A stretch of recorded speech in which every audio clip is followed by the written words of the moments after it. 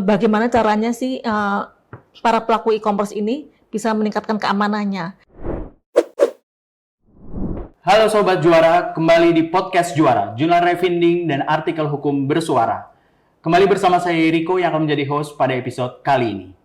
Sebelum saya mengawali perbincangan dengan salah satu penulis yang sudah hadir di studio kali ini, saya ingin memberikan apresiasi yang setinggi-tingginya kepada seluruh penulis jurnal refinning maupun artikel hukum yang sudah berkontribusi secara aktif untuk menulis di jurnal refinning maupun artikel hukum. Dan salah satunya adalah penulis kita yang sudah hadir di studio. Beliau sangat aktif untuk menulis di jurnal refinning maupun artikel hukum. Beliau adalah seorang analis hukum ahli media di Badan Pembinaan Hukum Nasional Kementerian Hukum dan Hak Asasi Manusia.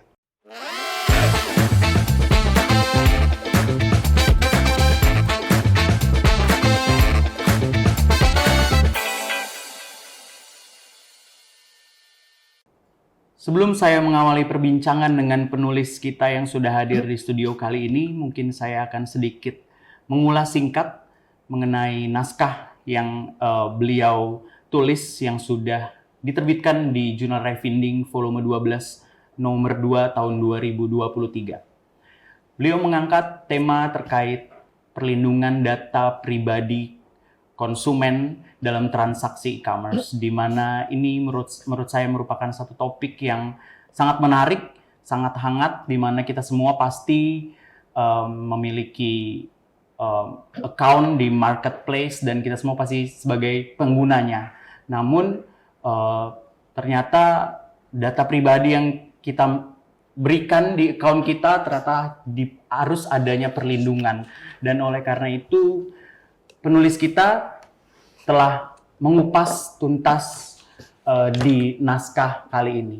Tidak berlama-lama lagi, langsung saja saya perkenalkan penulis kita kali ini. Beliau adalah Ibu Erna Priliasari, seorang analis hukum ahli media di Badan Pembinaan Hukum Nasional Kementerian Hukum dan Hak Asasi Manusia. Selamat bergabung, Ibu.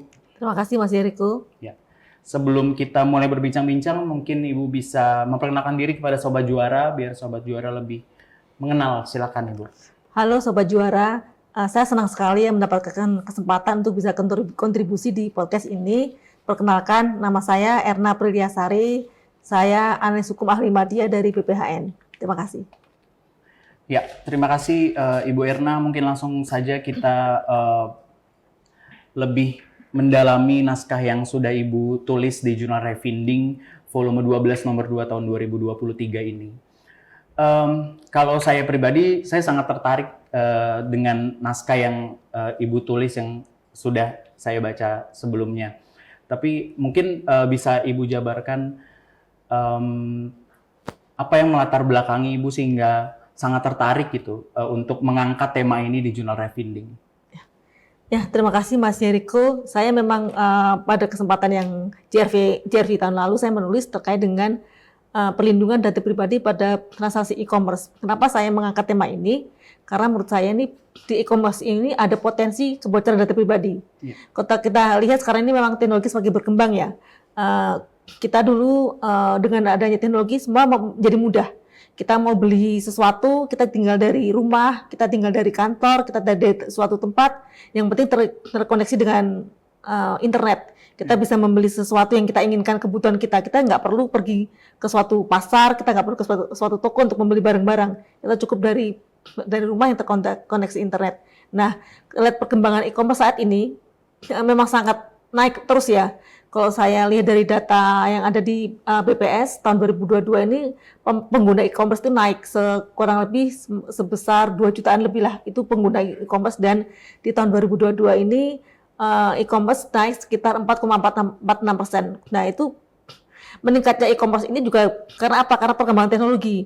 Nah, di satu sisi teknologi itu memang bisa memberikan kita keuntungan, kemudahan ya. Kita nggak perlu pergi ke suatu tempat, kita nggak perlu pergi ke toko. Kita cukup dari rumah, kita cukup dari suatu tempat.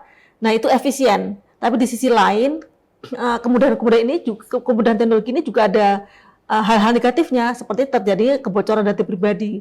Kenapa bisa bocor? Nah, itulah Kenapa bisa bocor? Karena dari sistem yang tadinya konvensional kita cukup datang, sekarang dengan internet itu kan ada pengumpulan database ya. Nah itu ada kemungkinan bocor. Nah disitulah menjadikan kemungkinan peluang untuk bocor besar.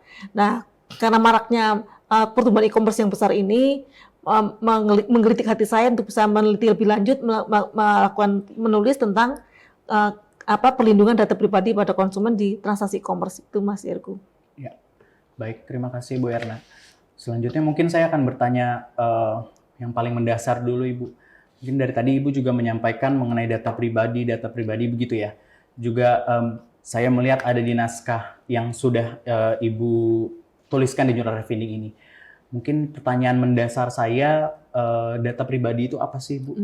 Nah, data pribadi itu orang anggapnya itu data pribadi itu apa sih? Orang anggapnya cuma KTP, KK, itu data pribadi ya. Sebenarnya kalau kita lihat dari pengertian data pribadi itu data perorangan yang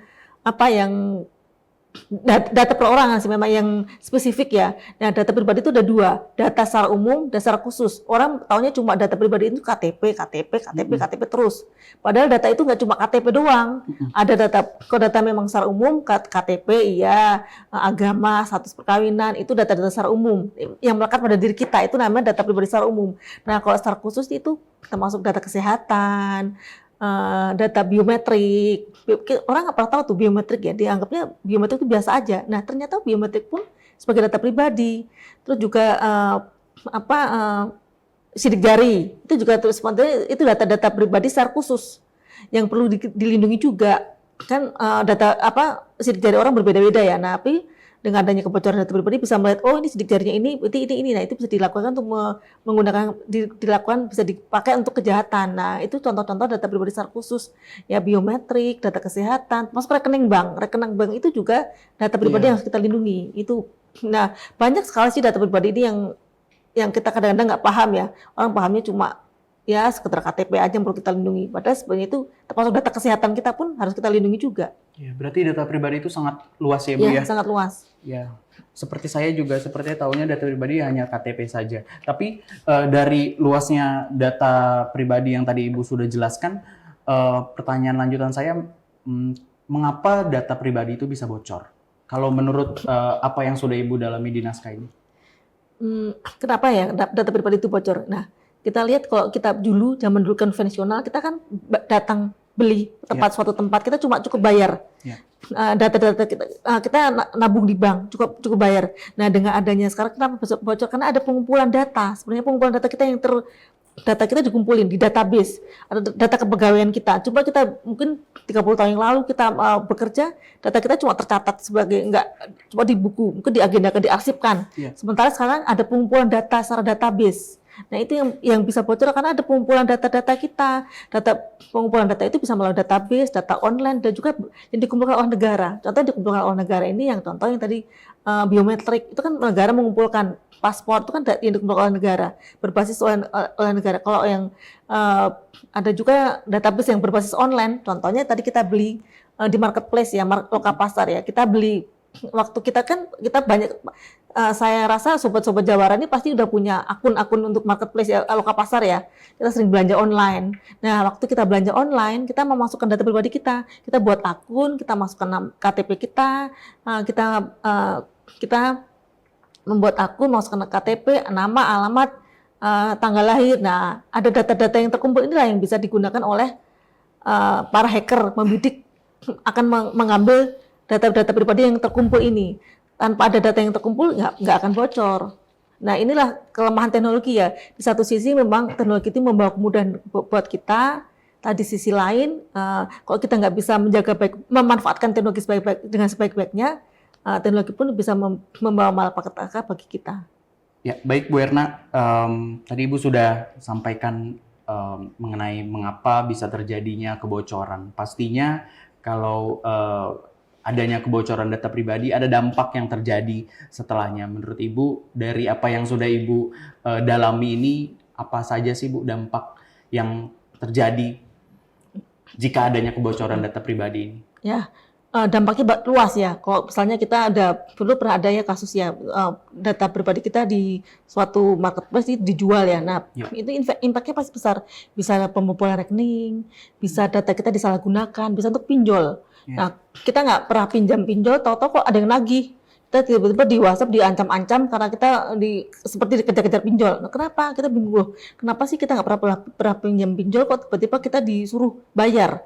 Ternyata kita pernah misalnya memberikan data, kita memberikan KTP kita. Ya. Nah, ternyata KTP kita itu disalahgunakan oleh orang. Nah, itu karena ada pengumpulan data itulah yang bisa terjadi kebocoran data pribadi yang kemudian oleh pihak penjahat digunakan untuk hal-hal yang bersifat kejahatan. Ya, baik Bu Erna.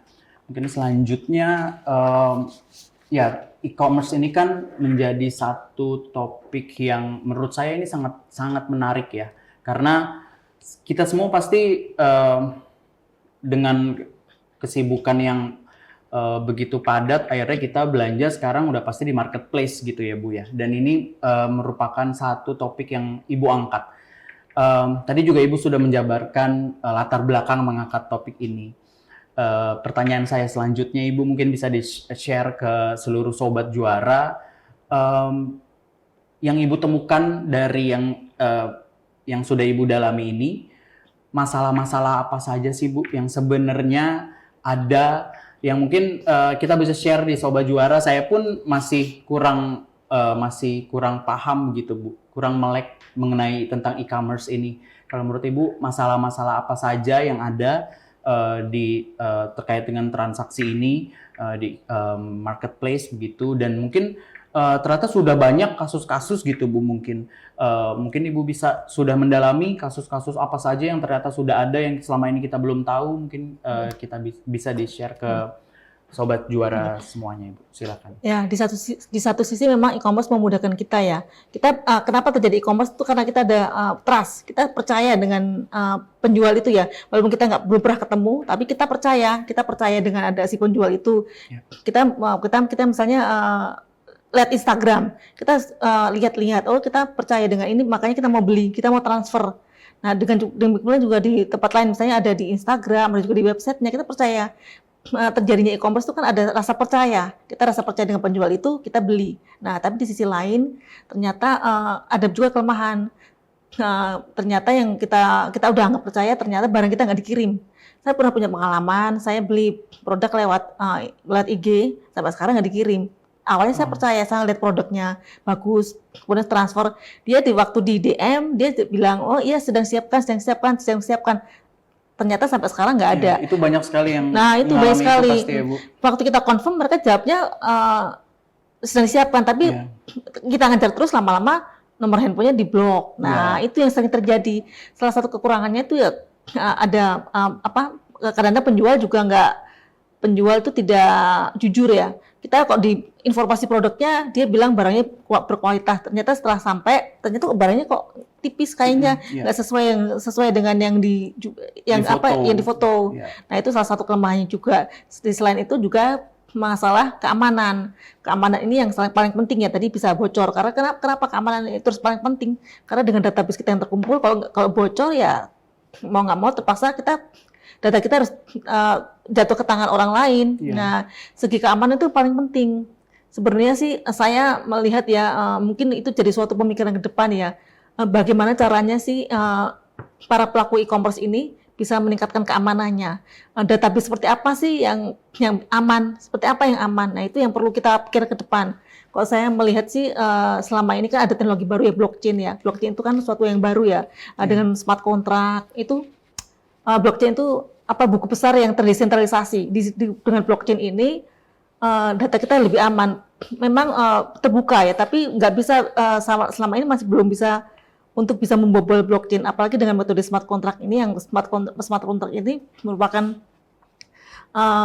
kode yang dijalankan oleh blockchain yang secara otomatis bisa mengimplementasikan perjanjian antara pelaku dan antar pengguna ya, antara penjual dan pembeli ini dengan melalui sistem yang namanya smart contract. Mungkin memang ini belum terlalu populer ya, tapi ini bisa buat pemikiran ke depan ya untuk bisa mengamankan data pribadi kita dengan kita membeli lewat e-commerce, kita bisa data pribadi kita beli nyaman, kita merasa nyaman dan kita juga aman. Salah satu metode yang digunakan adalah dengan metode smart contract blockchain. Cuma ada suatu kendala ini. Smart contract itu dengan blockchain ini selama ini kita kalau saya bilang e-commerce itu ada macam-macam. Ada e-commerce selama ini namanya e-commerce yang sifatnya konvensional. Kita kita bayar melalui transfer, melalui dompet elektronik dan segala macam. Itu masih saya bilang konvensional ya, bukan. Nah, ada metode baru yang kita menggunakan smart contract itu. Cuma sayangnya smart contract itu harus membayar dengan cryptocurrency ini yang saya jujurnya mengatakan ya kalau selama ini kripto ini membayarnya belum digunakan sebagai alat pembayaran yang sah. Jadi kita kalau misalnya kita bayar lewat ada marketplace yang menggunakan smart contract blockchain, tapi dia pembayarannya harus menggunakan uang digital. Sementara uang digital ini belum bisa dilakukan untuk membayar transaksi pembayaran. Nah, cryptocurrency ini baru bisa dipakai untuk perdagangan, tapi nggak bisa digunakan sebagai alat pembayaran yang sah. Nah, mungkin kedepannya ya, mungkin ada pemikiran ke depan yang bisa bagaimana sih kita bisa membeli rasa aman dan nyaman dengan menggunakan metode smart contract blockchain. Itu yang perlu kita pemikiran ke depan lah, yang mungkin suatu terobosan baru bisa yang ya mungkin belum sekarang, tapi ya kalau kita lihat negara-negara maju udah ada itu menggunakan di e-commerce itu menggunakan sistem smart contract blockchain itu udah ada. Ada beberapa contoh di beberapa negara yang sudah menggunakan seperti itu dan nyaman-nyaman aja. Itu yang suatu kelebihan. Mungkin kedepannya e-commerce di Indonesia lebih meningkatkan lagi ya Bu ya pelayannya. Ya, dari tadi apa yang sudah Ibu jelaskan, saya jadi berpikir ada dua hal ini Bu. Yang pertama adalah mengenai tanggung jawab dari pelaku usahanya.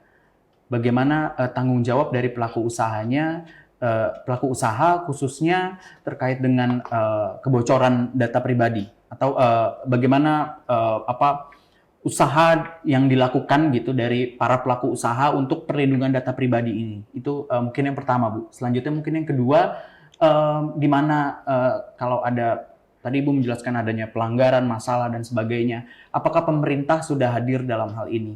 Bagaimana dengan kebijakannya, pengaturannya, apakah sudah ada, ataukah bahkan masih belum ada pengaturan mengenai hal ini? Pastinya Ibu lebih mendalami terkait hal ini. Mungkin bisa di-share ke Sobat Juara, Ibu. Oh ya, tadi juga ada pertanyaan ya, ada berapa kasus selama ini ya? Oh iya. Selama ini memang udah banyak ya kejadian di marketplace. Saya melihatnya nggak cuma di marketplace saja sih sebenarnya, kebocoran itu banyak. Kalau sampai dengan tahun 2023 ini ada 94 kasus dan 35 kasus 2024 sampai 2023. Nah, itu ada 94 kasus kebocoran data pribadi, dan di tahun 2023 sendiri ada 35 kasus. Nah, ini kan berarti banyak ya kebocoran. Nah, kebocoran ini nggak cuma di marketplace loka pasar, tapi juga ada di pemerintah. Contohnya yang kemarin ada data pribadi yang bocor di paspor. Paspor itu kan juga kenapa sih data paspor bisa bocor? Nah, itu juga pernah ada juga e-hack. Waktu COVID itu kan ada e-hack itu juga bocor. Nah, BPJS, data BPJS juga bocor. Itu salah satu contoh-contoh yang pernah terjadi kebocoran. Nah, kalau negara hadir, sekarang kita udah punya Undang-Undang Perlindungan Data Pribadi, itu Undang-Undang 27 tahun 2022. Nah, di Undang-Undang masih baru ya? Ya, masih baru sekali, baru tahun 2022. Itu masih baru. Sebelumnya perlindungan data pribadi kita tersebar di beberapa peraturannya. Contohnya ada di Undang-Undang Dukcapil, ada juga di Undang-Undang ITE juga ada. Dan yang terkait dengan e-commerce. Diatur dengan undang-undang sendiri ya? Nah, sekarang udah ada undang-undang khusus yang melindungi data pribadi ini. Nah, kalau untuk tanggung jawabnya itu kita punya Undang-Undang Perlindungan Konsumen ya. Si pelaku usaha itu kalau kita lihat di Undang-Undang Perlindungan Konsumen, dia punya kewajiban untuk memberikan informasi yang jelas. Itu salah satunya kewajiban dari pelaku usaha. Tapi terkait dengan data pribadi ini juga pengusaha ini, penyelenggara pun mempunyai kewajiban untuk memberikan keamanan data pribadi. Selain itu juga adanya ketersediaan dan keandalan produk. Jadi yang itu kalau produknya nggak handal ya jangan kasih informasi dong. Kalau memang itu nggak bagus jangan ngomong bagus. Itu salah satu juga kewajibannya untuk memberikan ketersediaan produk yang sesuai dengan yang dipasarkan, yang dijual. Kemudian juga ada yang transparansi informasi. Tadi yang saya bilang Kalau kayaknya nggak bagus ya jangan bilang bagus, kualitasnya KW ya ngomong aja terus terang, jangan sampai menyesatkan konsumen. Iya. Kemudian juga adanya penanganan perselisihan, kalau misalnya gimana sih dia bertanggung jawab dong, kalau ternyata barangnya yang nggak sampai ya harusnya dia bertanggung jawab, ada kecacatan produk ya berarti ada tanggung jawab untuk bisa barangnya dikembalikan, menggantikan produk yang baru, itu juga salah satu tanggung jawab dari pengusaha itu sebagai yang memberikan pelayanan kepada para konsumen. Kemudian juga adanya kebijakan pengembalian jaminan yang tadi saya sampaikan ya, kalau misalnya barangnya nggak sesuai dengan yang diinformasikan ya, kalau mau nggak mau dia harus menerima kembalian dari konsumen. Itu tanggung jawabnya. Juga memberikan edukasi konsumen, itu juga salah satu dari tanggung jawab dari pelaku usaha. Dan juga prinsip-prinsip yang harus dipegang oleh pelaku usaha ini. Contohnya ada prinsip tanggung jawab mutlak. Itu seperti apa sih kalau misalnya ada kelalaian-kelalaian dari pengusaha, ini salah satu prinsip-prinsip yang harus dipenuhi juga ya. Juga ada prinsip praduga untuk selalu bertanggung jawab. Itu salah satu tanggung jawab dari pelaku usaha itu yang harus benar-benar dijaga oleh para pelaku usaha itu untuk mengedepankan perlindungan terhadap konsumennya. Ya, jadi artinya sudah ada pengaturan mengenai hal ini dan sudah ada pengaturan juga mengenai tanggung jawab dari pelaku usaha di e-commerce ini ya Bu ya. Namun pertanyaan lanjutan saya Ibu, kalau tadi Ibu sudah menjabarkan adanya pengaturan, kemudian ya karena banyaknya pelanggaran yang sudah ada, bahkan di tahun 2023 ada sekitar 90-an ya Ibu ya. Yang artinya pasti seharusnya adanya sanksi terkait hal tersebut, begitu Bu. Bagaimana dengan sanksi Bu? Ya. Apakah sudah ada pengaturan mengenai sanksi ini, begitu Bu? Nah, terkait sanksi ya, sebagai pengusaha itu sebagai pengendali data ya, dia sebagai pengendali data tuh kalau dia bisa menjaga terutama keamanan dari data pribadi pelanggan ya, dia akan dapatkan sanksi. Pertama dapat peringatan tertulis, itu jelas karena dia nggak bisa menjaga kerahasiaan data pribadi pelanggan, dia akan mendapatkan peringatan tertulis. Kemudian juga penghentian sementara kegiatannya. Nah, terus kemudian juga ada pemusnahan, penghapusan, dan juga ada denda administrasi. Nah, ini itulah yang diperhatikan oleh para pelaku usaha agar menjalankan usahanya itu benar, dapat menjaga keamanan data pribadi pelanggan sehingga tidak akan mendapatkan sanksi itu. Karena kalau misalnya sanksi tertulis udah dikasih, habis itu dia masih ada pelanggaran lagi, nanti kan kalau dicabut izinnya kan juga pengusaha sendiri itu kan, pengusaha juga akan merasa rugi. Oh, usahanya jadi berhenti karena dapatkan sanksi. Nah, itu juga akan mempengaruhi kredibilitasnya dari tokonya itu ya. Semakin banyak kasus di sini, nanti kan pelanggan juga nggak akan lari juga, nggak akan memilih dengan toko ini. Nah, itu merugikan diri sendiri. Baik. Terima kasih Bu Erna. Kita mengupas tema ini cukup mendalam sepertinya ya, dan pastinya akan sangat bermanfaat untuk Sobat Juara.